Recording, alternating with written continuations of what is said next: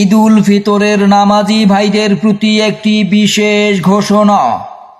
এত দ্বারা পবিত্র মাহে রমজান জুড়ে 30টি রোজা শেষ হয়ে যাচ্ছে।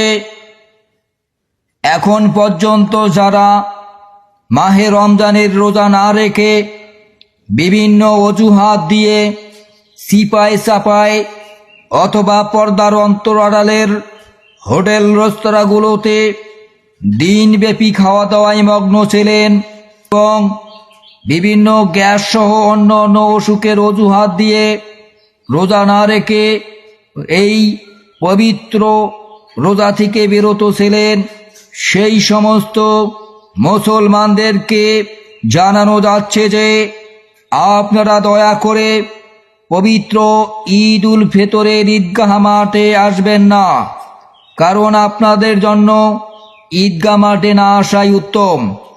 আপনারা ঈদগাহ মাঠে এসে প্রকৃত নামাজীদের জন্য জায়গা সংকটে ফেলবেন না।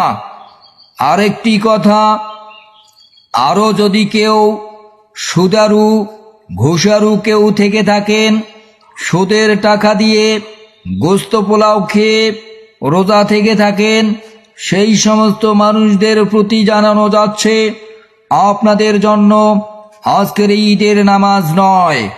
অতএব আপনারা ঈদের নামাজ থেকে বিরত রাখুন। আদেশক্রমে মাঠ কর্তৃপক্ষ।